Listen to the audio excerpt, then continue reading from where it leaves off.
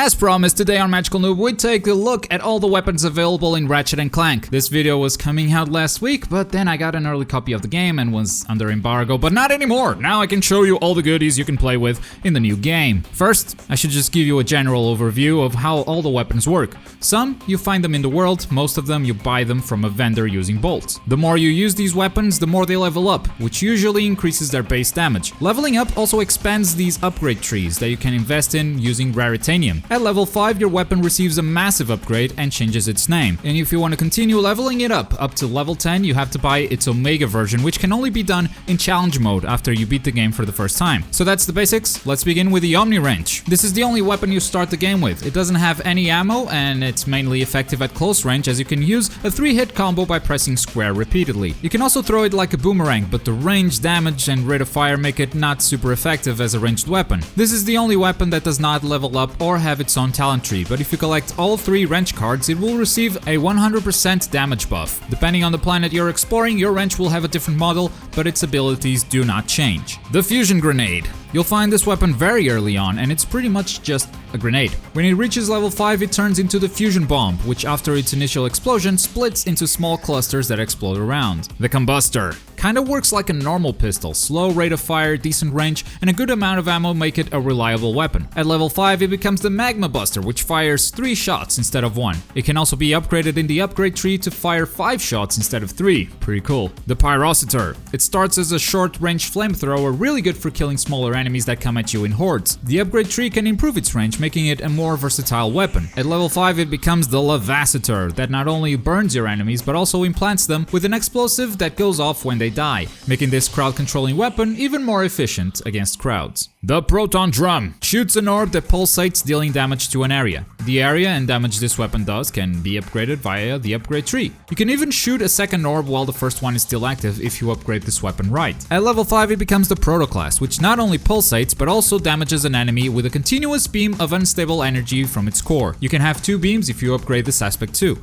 The Groovytron. It's a disco ball that makes your enemies dance. While the enemies are dancing, they take extra damage from anything you throw at them. What's really special about this weapon is the fact that the developers actually made individual dances for each enemy type. Even bosses get their groove on. Seriously, try it out whenever you see a new enemy. At level 5, it becomes the Groovy Bomb, which explodes once the dance is over, making it a weapon that, for the first time actually deals damage. The Pixelizer.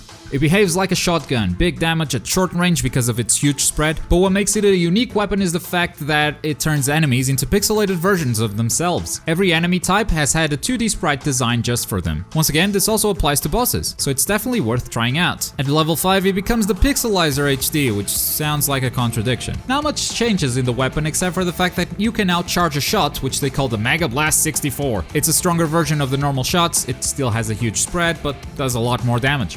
Mr. Zerkin. He's a robot companion that once summoned will automatically shoot your enemies. You can use whatever weapon you want after you summon Mr. Zerkin. After a certain number of shots, he will vanish and you will need to summon him again. This number of shots can be upgraded. At level 5, Zerkin Jr. joins Mr. Zerkin, so instead of 1 deadly robot, you've got 2 automatically shooting your enemies. But this duo's best quality is perhaps their sense of humor.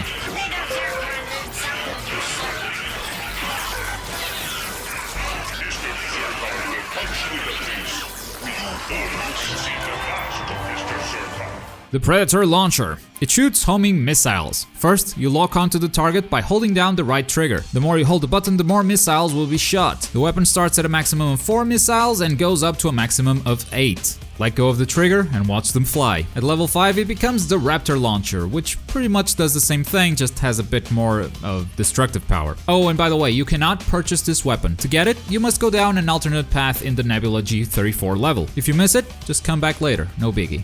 The Warmonger. This is your typical rocket launcher. Simply aim and shoot. With upgrading, you can make the rockets seek out their targets, making it a homing weapon too. At level 5, it becomes the Peacemaker, which upon impact, a rocket will split into micro rockets, blowing everything in the vicinity. The Glove of Doom. It contains 4 little robots that will run towards an enemy and simply explode. You can have more of these suicidal robots come out if you decide to upgrade the glove. At level 5, it becomes the Apocalypse Glove, which equips our little agents of doom with even more explosive power and some jetpacks that allow them to jump at targets from a further distance.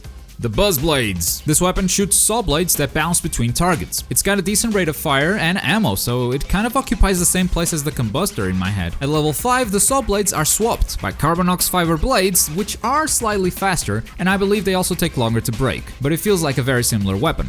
The Plasma Striker. This is your sniper rifle. Once you zoom in, you can see the enemy's weak points. If you hit them, you'll inflict critical damage. You can make these weak points bigger by using the upgrade tree. You can still shoot the weapon without zooming in, but I'd say you've got way better weapons to use at close range. At level 5, it becomes the Plasma Slayer, which slows down time while you're zoomed in, making those weak points even easier to hit. Ah, the Shipinator. This weapon has two qualities that just make it stand above the rest. Infinite ammo, and it turns your enemies into freaking sheep.